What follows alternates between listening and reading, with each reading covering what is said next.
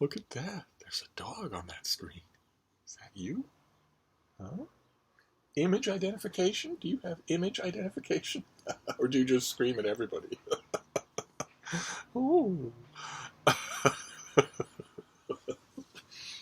Hello, BookTube, and welcome to your Daily Penguin, the very first Daily Penguin, if I recall correctly, that has ever been filmed on my laptop computer. Hence the difference in quality, I'm sure, the difference in light and whatnot, because cell phones are made to take video footage. That's what they're made to do, and laptops aren't. But my cell phone died, and until I can work around that, we're stuck with the laptop, and I'm grateful that I at least have an alternate means. And we are doing a tour through my Penguin Classic wall, which is much less visible with this laptop than it was with the light sensors of the phone.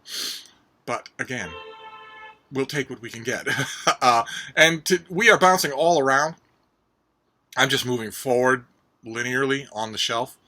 And the shelves mostly aren't organized, so I don't know what's coming from video to video. And today's a perfect case in point because we have snapshotting all the way back to the ancient world. Today we have Jane Gardner's translation of Caesar's Civil War. This is a very good translation. It's a good addition, good introduction, good notes to the book that Julius Caesar had ghostwritten for him, totally justifying his arch treason against the Roman Republic, where he marched a legion onto Italian soil and took over the government as a military strongman. None of this business about the Senate wanted to cashier him, wanted to call in all of his debts, wanted to exile him, maybe wanted to execute him. None of that business at all. Two wrongs don't make a right. They didn't then, they don't now, they have never made a right. And Julius Caesar had seen enough of the world to know exactly what he was doing. So none of this business of him just, I'm doing this in order to preserve my own life, and to preserve my reputation. I really have no choice, as this book tries actually to say. I really have no choice but to assume complete and unrivaled power into my own hands alone. But anyway, the book is admittedly good reading. It tells the story of him crossing into Italy, hunting down his political and military rivals, and it ends with him in charge. This volume also has a couple of ancillary military memoirs, also ghostwritten. Although the ancillary military memoirs in here, I believe it's the African War is in here. I know. What else? What else is in here? The African War, the Spanish War, and the Alexandrian War. Typically, classicists and scholars, all of whom are in love with Julius Caesar, all of whom are. One incredibly sober such scholar 150 years ago said that he was the perfect human. That in history's company he is fit only to stand alongside Jesus Christ. That he was the perfect embodiment of a human being. Classicists and scholars, biographers of all kinds, are willing to admit, just because the epigraphic evidence is overwhelming, that those ancillary volumes weren't actually written by Julius Caesar. They aren't willing to admit that about this book, but of course it's true. Caesar had virtually no literary talent whatsoever. You hear that, you will read that in every biography, but one way or another, this is of course a noxious work. It's a Trump-style justification of things that are not justifiable. There is no justification for betraying your state. There is no justification for suborning the settled order of the lives of hundreds of thousands of people, millions of people, for your own personal sake.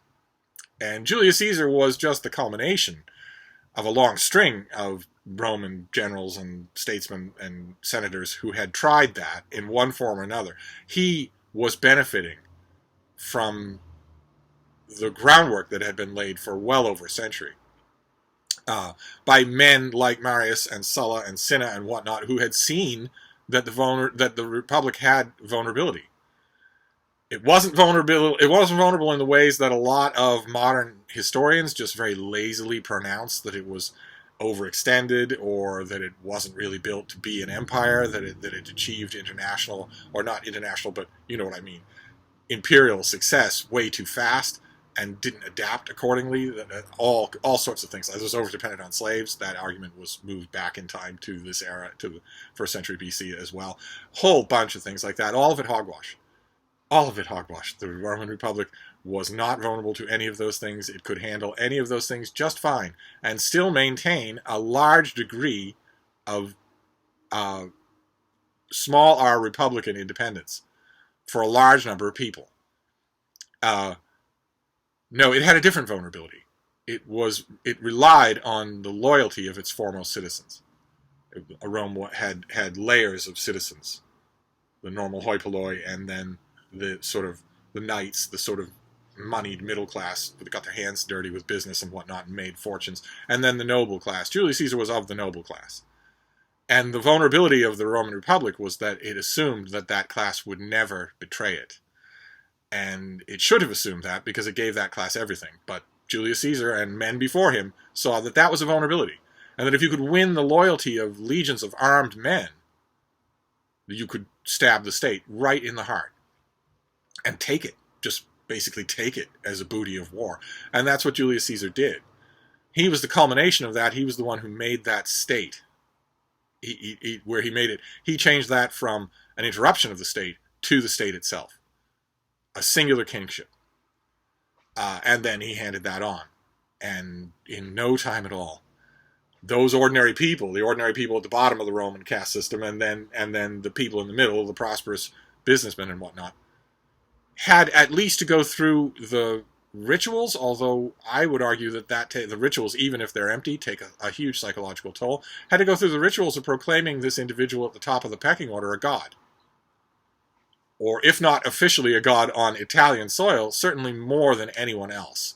The living embodiment of the state, whose mere spoken whim is law. To the detriment of everyone. And this book tries to make that a great boys' own rollicking adventure story. So your Penguin Classic for today is a little bit on the dicey side in terms of recommending. If you want to understand the ancient world, it's virtually unheard of for us to have a volume like this, where a figure as pivotal in history as Julius Caesar has a book with his name on it describing the events that made him pivotal. You lust after, when you look at ancient history especially, you lust after such volumes. You're sure they were all written. All of them were written. But almost none of them survive. So to have this is, to understand this period of Roman history, you have to read this book. Obviously, you have to, and you should be grateful that it exists, even though it is loathsome on every page and in every idea. The one lesson that I would like you to take away from it, and you don't have to take my word for it, feel free to do as much reading as you want, is that if you hear that lazy reduction, that the Roman Republic was ripe for falling, that it was senescent, that it was weak, you should reject it. It isn't true. The Roman Republic was as sturdy as a Roman aqueduct built by a corps of engineers, disinterested, completely competent engineers. No one who was building that system expected that it would have to withstand gigantic hammer blows from its own citizens, one after another, leading armies against the interests of the state.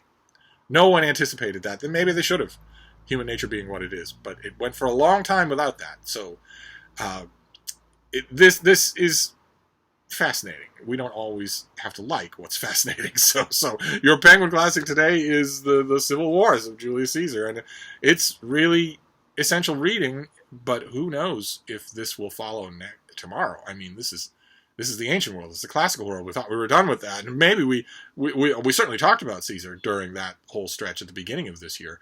Maybe he'll crop up again. I don't really know. The rest of this wall is not particularly well organized, so I myself think that's kind of fun. But one way or another, I'm intentionally not looking ahead, so I have no idea what tomorrow's Daily Penguin is. We'll find out together, and I'm hoping, just fingers crossed, that these videos upload correctly and that they are of a watchable quality. You don't come here for the scenery, and you don't come here for sterling, crystal sharp visuals. But if this is at least watchable, that will do until I can figure out what I'm going to do with my rebellious technology. So I'm going to wrap this up for now. I will probably use this laptop just for security's sake for a few days until I get everything sorted out.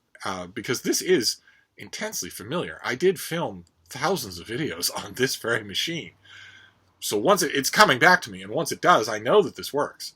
It's just if it's a laptop, then it's not amenable to my tripod, my wonderful $4 tripod, and that gave me a lot of maneuverability, a lot of spontaneous maneuverability, where I could show you whatever I was thinking about without dislodging the camera. That's a lot harder to do on a MacBook. We'll see how that goes.